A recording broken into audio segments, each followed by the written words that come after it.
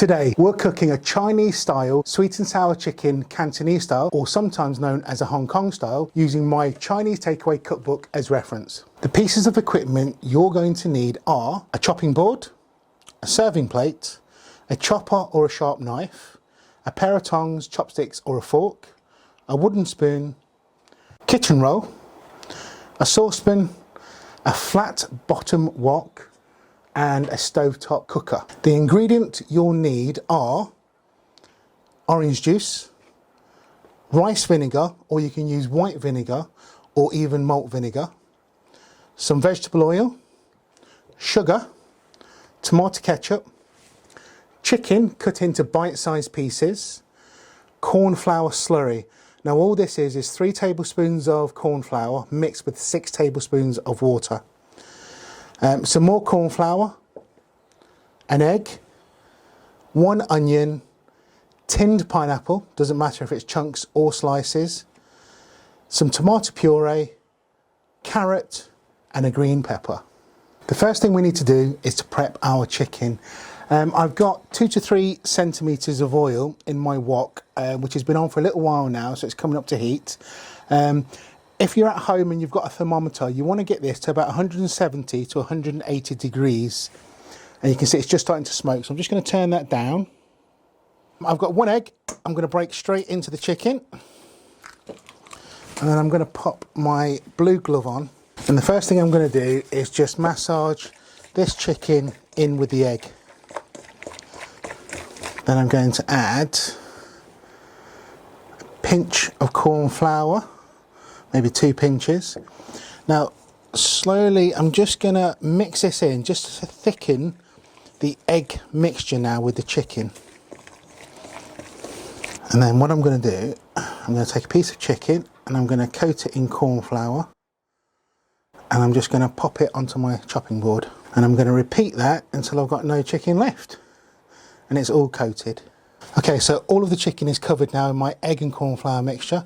I'm just going to bang off the excess and very carefully lay it into the wok or the oil so it splashes away. And we're going to fry this until they're golden brown. So I'm going to turn them every couple of minutes, and you can see the bubbles that are now forming around the chicken as it's just beginning to fry. That's the water evaporating and cooking off.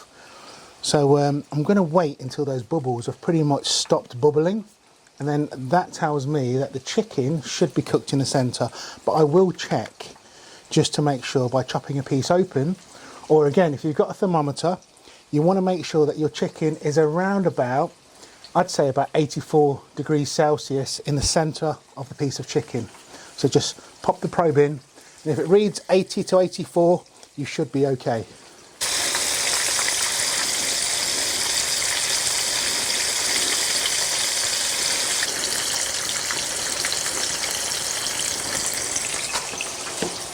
Okay, so they've been frying now for about 5 or 6 minutes, and they're only small pieces, but you can see how the bubbles are not quite as ferocious as they were.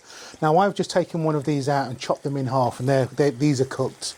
So I'm now going to drain these on kitchen paper, and then I'll get my second batch in. Now you can see they're golden brown, really crispy on the outside, and they're going to taste fantastic. Okay, so that's my first batch done, and I'll get the other ones in now. Now to make the sweet and sour sauce. I've chopped the vegetables already, so I've chopped my onions into cubes.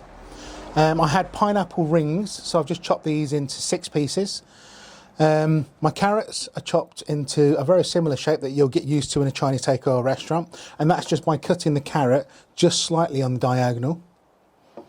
And my peppers just to match the same size. Okay, so first thing I need to do is just soften the vegetables ever so slightly, and I'm going to add about a tablespoon of oil. Just going to add my diced onions, and you should hear a sizzle straight away, along with my pepper and my carrots. And I'm only going to cook these for about a minute just to soften. And I'm just going to turn the heat down ever so slightly. The first thing we need to do is measure out 1 cup of orange juice. Now when you're using orange juice for this dish, if the orange juice is really strong, we can dilute it. So use half orange juice to half water. I tried this earlier.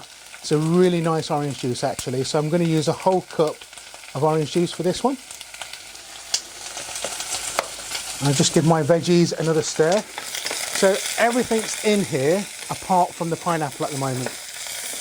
Now if you just have a look in the pot, you just see that the onion's just starting to colour and it's all softening. So I'm happy with that. So in goes my 1 cup of orange juice.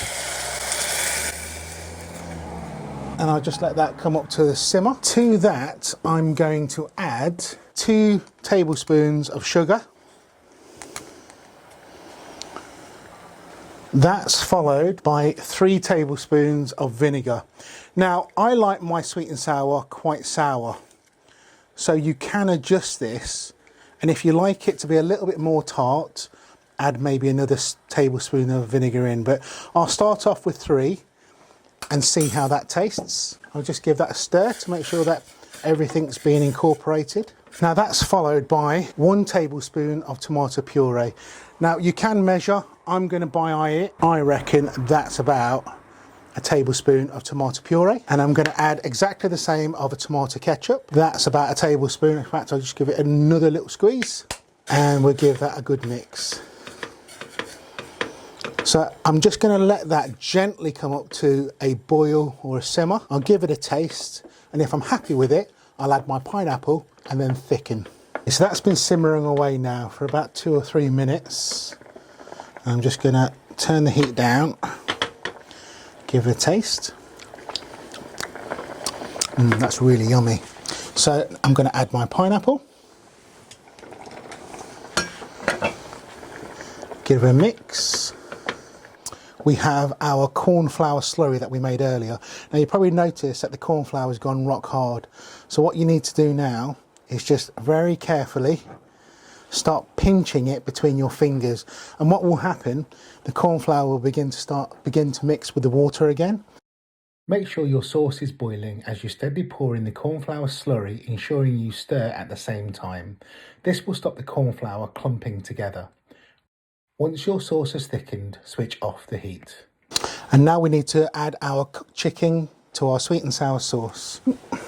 Give it a good stir, make sure each piece is coated in this lovely sweet and sour.